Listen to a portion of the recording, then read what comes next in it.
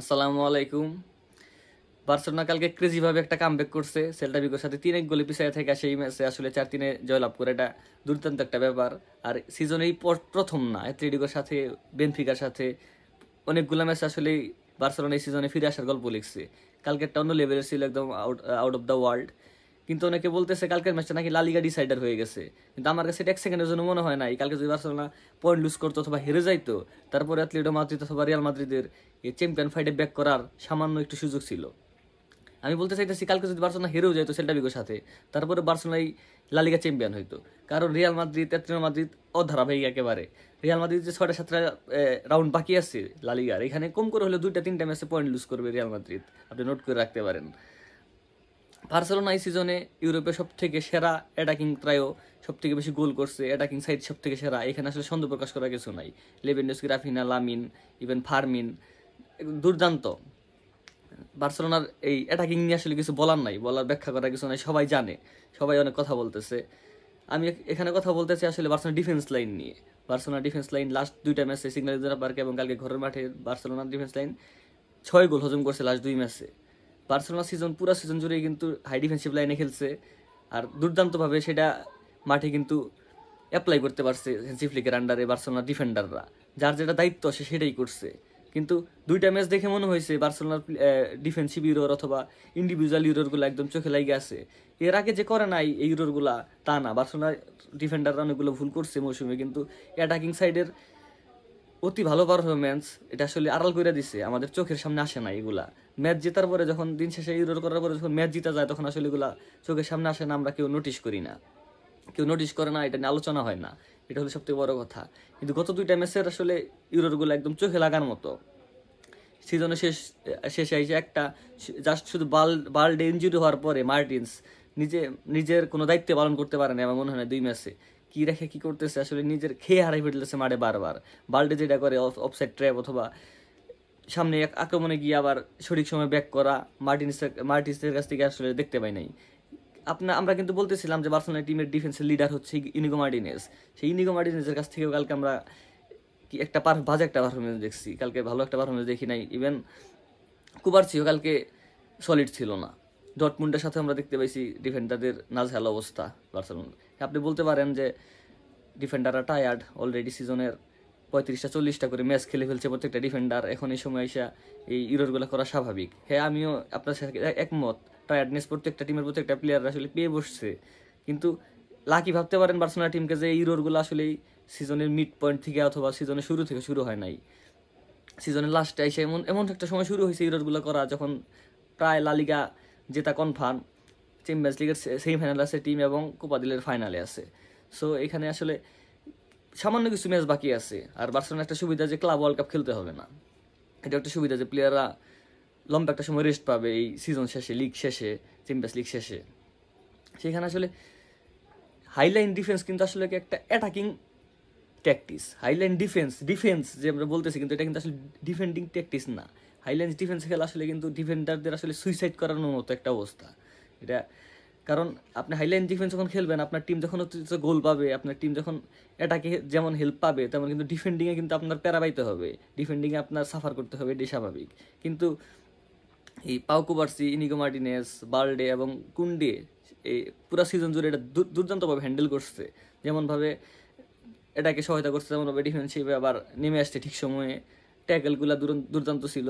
তো এই হাইলাইন ডিফেন্সের কারণে কিন্তু দেখেন কিছু গুরুত্বপূর্ণ ম্যাচে কিন্তু বার্সার ডিফেন্ডাররা রেড কার্ড কনসিভ করছে, যে লাস্ট ম্যান ট্যাকেল করতে গিয়ে আসলে রেড কার্ড কনসিভ করতে হয়। টিম অনেক সময় বিপদে পড়ে গেছে, শুধু জাস্ট 10 জন নিয়ে বেনফিকার সাথে দুর্দান্ত পারফরমেন্সটা করছিল, সেই শেষ দিয়ে দুর্দান্ত পারফরমেন্সটা, সেখান থেকে কিন্তু আসলে বের হয়ে আসা অনেক কঠিন ব্যাপার ছিল। চ্যাম্পিয়ন্স লিগের মতো একটা বড় জায়গায় 10 জন নিয়ে ফাইট করে প্রতিপক্ষর মাঠে, বেনফিকা কিন্তু একদম ছেলে খেলা করার মতো টিম না, সেই টিমের সাথে বের হয়ে আসা এটা দুর্দান্ত একটা ব্যাপার ছিল।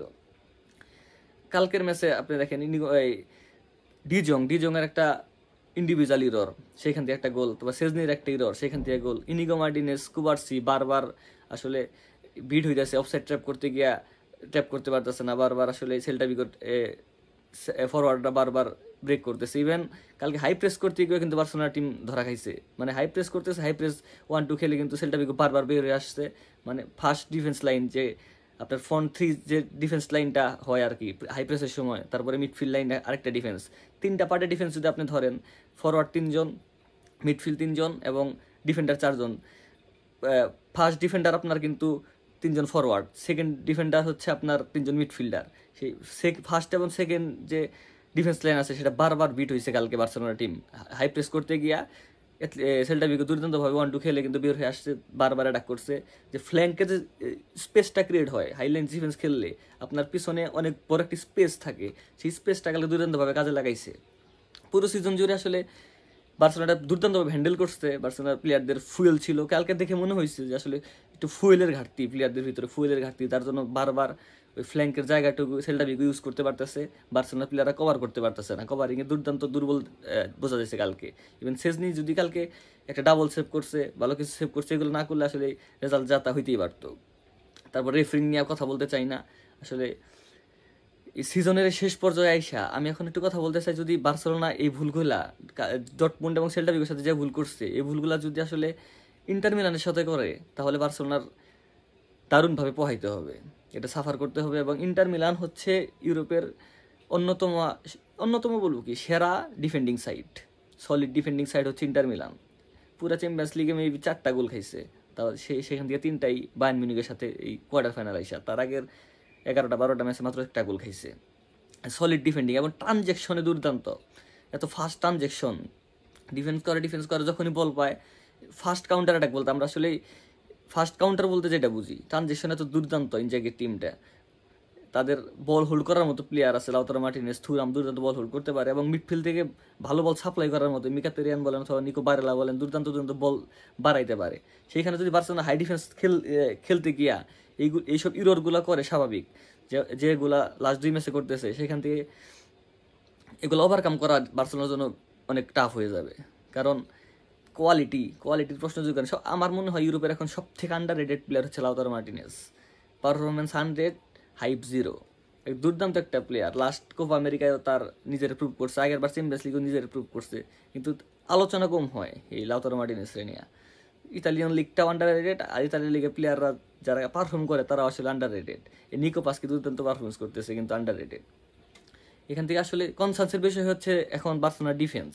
বার্সেলোনা যদি ডিফেন্ডিংয়ে এই খেয়ে হারাই ফেলছে আমার মনে হয় আইসা, এই সিজনের শেষ পর্যায়ে আইসা এখান থেকে যদি ওভারকাম করতে না পারে, আমার মনে হয় ট্রেবলের যে স্বপ্ন বার্সেলোনা দেখতেছে সেটা যে কোনোভাবে নিঃশেষ হতে পারে। ট্রেবলের স্বপ্ন যদি নরবরে ডিফেন্ডিং করে, আমার মতে এই সিজনে বার্সেলোনা ডিফেন্সের লিডার হচ্ছে ইনিগো মার্টিনেজ। আর ইনিগো মার্টিনেজের আমি যে কালকে যে নাজেহাল অবস্থা দেখছি, তারপর আমার মনে হয় না যে এখান থেকে আসলে কালকে মাঠে কিছু প্রয়োগ করতে পারে নাই। ফ্লিক যেভাবে খেলাইতেছে আসলেই, হ্যাঁ টায়ার্ডনেস পেয়ে উঠছে। তারপরে আসলে এটা সত্যি কথা, 50+ ম্যাচ খেলা সিজন এটা সঠিক ব্যাপার না। প্রতি সপ্তাহে 3টা ম্যাচ, লাস্ট 18 দিনে মেবি 6টা ম্যাচ খেলতে হয়েছে। আর সব থেকে বেশি কালকে বার্সেলোনার ম্যাচে কালকে যেটা হয়েছে, কালকে যে লসটা হয়েছে, লেভানডস্কি ন্যূনতম পক্ষে 3 সপ্তাহের জন্য মাঠের বাইরে চলে গেছে। আর এই 3 সপ্তাহের ভিতরে বার্সেলোনার কার সাথে কাছে ম্যাচ, কোপা দেল রে ফাইনাল রিয়াল মাদ্রিদের সাথে এবং ইন্টার মিলানের সাথে, first leg, second leg, champions league সেমিফাইনালের, এগুলো যদি মিস করে লেভানডস্কি, এটা বার্সেলোনার জন্য অনেক বড় একটা লস। অলরেডি বাল্ডে চলে গেছে, কাসাডো চলে গেছে, বাল্ডে না থাকাতে টিমের ডিফেন্স একবার এলোমেলো হয়ে গেছে। বাল্ডে নাই তাই মার্টিন্স কিচ্ছু করতে পারতেছে না, মাঠে এলোমেলো হয়ে যাইতেছে, পুরো ডিফেন্স লাইন এলোমেলো হয়ে যাইতেছে। সেইখানে আপনি বলতে পারেন যে না আমরা সার করে দিয়া এটা করে নিতে পারবো, কাভার করে নিতে পারবো লেভানডস্কি যায়, কিন্তু লেভানডস্কি হলো চ্যাম্পিয়ন্স লিগে 3rd বেস্ট গোল স্কোরার হিস্টোরির। ওর বড় ম্যাচ খেলতে অভ্যস্ত, বড় ম্যাচে পারফরমেন্স করে লেভানডস্কি। সেখানে আপনি আসলে ওর জায়গায় ওর 100% ফিলফুল কভার করতে পারবে এরকম প্লেয়ার আসলে ওয়ার্ল্ডে নাই। এটা বিশাল বড় একটা লস, কারণ লেভানডস্কি বল হোল্ড করতে পারে, স্পেস ক্রিয়েট করে দিতে পারে অ্যাটাক মিডফিল্ড এবং লামিন এবং রাফিনহার জন্য। সেই পারফরমেন্সটা আপনার মিসিং থাকবে, আপনার একটু টেনশনের বিষয়। এখন আজকে রিয়াল মাদ্রিদের ম্যাচ বিলবাওয়ের সাথে, রিয়াল মাদ্রিদ আমি লা লিগায় কোনো চান্স দেখি না। আমার এখনও মনে হয় রিয়াল মাদ্রিদ 2-3টা ম্যাচে স্টিল পয়েন্ট লুজ করবে। তারপরেও আজকে আপনি রিয়াল মাদ্রিদ এবং বিলবাওয়ের ম্যাচের প্রেডিকশন জানিয়ে দিতে পারেন কমেন্ট সেকশনে। ধন্যবাদ সবাইকে, আসসালামু আলাইকুম।